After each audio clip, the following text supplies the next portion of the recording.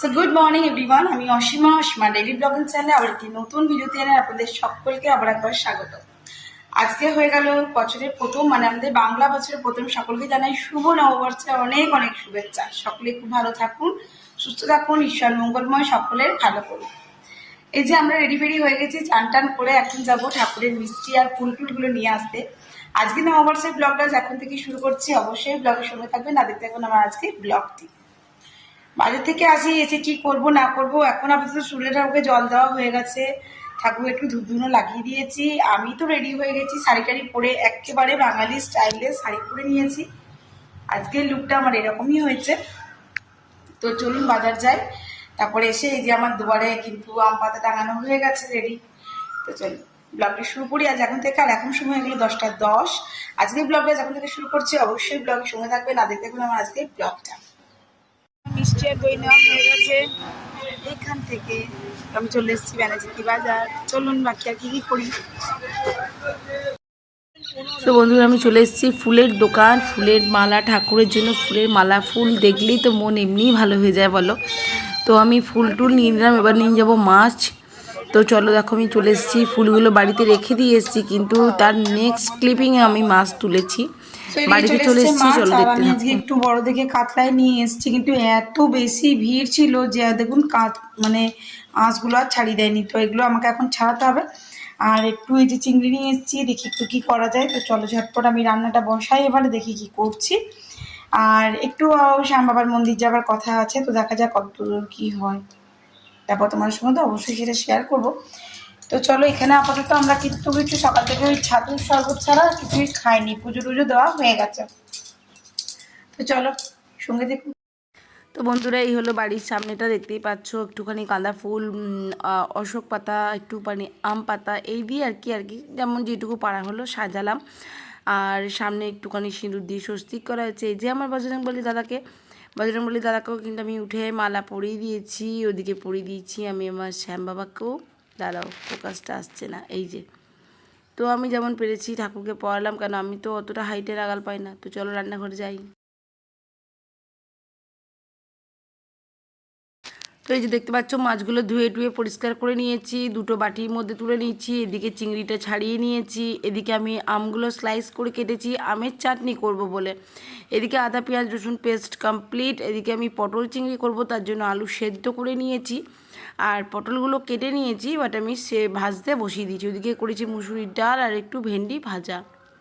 তো সঙ্গে থাকো, দেখতে থাকো আমার আজকের ব্লগটা। তো দেখো আমি কেমন ঝটপট করে রান্নাগুলো করব। খাওয়া দাওয়া করে একটু জাস্ট রেস্ট করেই আমরা বেরিয়ে পড়বো শ্যাম বাবার মন্দির তোমাদের সঙ্গে দর্শন করতে।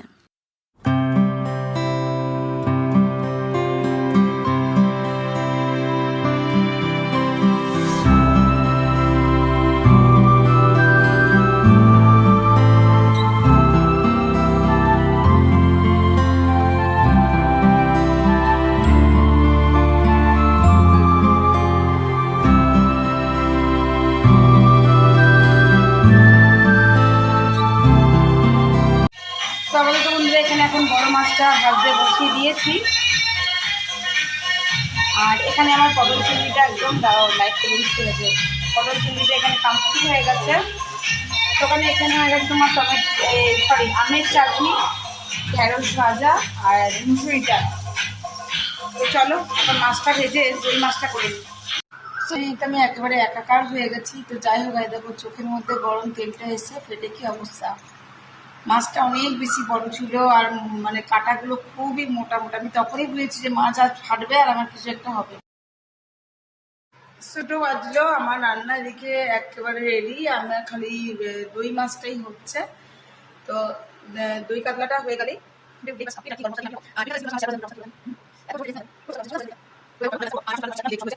দই এটা মাকে পাঠিয়ে দিয়েছিলাম নিচ্ছে, আমি ভাতটা মা আবার উপরে পাঠিয়ে দিয়েছে। তো আমের টক আজকে আমাদের এই বাড়িতে নিয়ম আছে আর কি, যে পয়লা বৈশাখের দিন আমের টক করতে হয়, চৈত্র সংক্রান্তি পেরিয়ে। তো আজকে আমের টক হলো, ওই জন্য আমের টক করেছি। বাকি তো তোমাদের সবটুকু শেয়ার করেছি, যে পটল চিংড়ি থেকে শুরু করে সবটাই। তো চলো দই মাছটা একবার দেখিয়ে দিই। তো এখানে আমার দই কাতলা রেডি হয়ে গেছে, এবার আমরা লাঞ্চে বসবো। আর এই যে এদিকে একটা মাছের তেলের মতন দিয়েছে, ওটা এখন একটু ভেজে দিই, তাহলে ওরা খেয়ে নেবে। তো আমরা বেরিয়ে পড়েছি, দেখতেই পাচ্ছ, বেশ মজা লাগছে। আবার একটা নতুন জামা পরে নিয়েছি, আমার বেটিও পরে নিয়েছে, দিয়ে আমরা সব রেডি ফেডি হয়ে বেরিয়ে পড়েছি। তো কোথায় যাচ্ছি সেটাই তো কথা। তো চলো দেখতে থাকো আর সঙ্গে থাকো, আর ঝটপট দেখো আমরা পৌঁছে যাচ্ছি, কোথায় যাচ্ছি তোমাদের সঙ্গে শেয়ার করব। আশা করবো তোমাদের খুব বেশ ভালো লাগবে, বেশ ভালো লাগবে। আর ভিডিওগুলো দারুণ দারুণ ক্যাপচার হয়েছিলো। এই যে দেখো কত সুন্দর ফুলগুলো লাগছিল না, তাই না?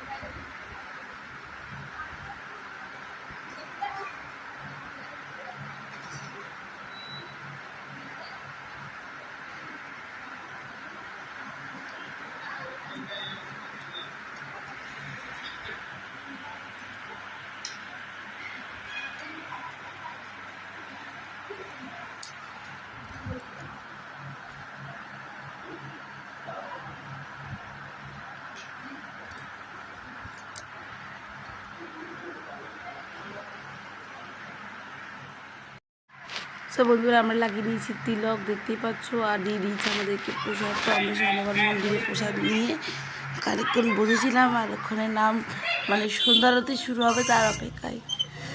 তো দেখো আমরা হালখাতা করতে চলে এসেছি এখানে দোকানে, আর সেখানে কিছু তোমার ড্রিঙ্কসের ব্যবস্থা করা হয়েছিল, আর সাথে ছিল ফুচকা। তো তোমাদের সঙ্গে সবটুকু শেয়ার করলাম। বাট আর আরও যে দোকানগুলো গেছি সেখানে এত চরম ভিড় যে আর মানে মোবাইল বার করে ক্যাপচার করার মতন পরিস্থিতি আর ছিল না।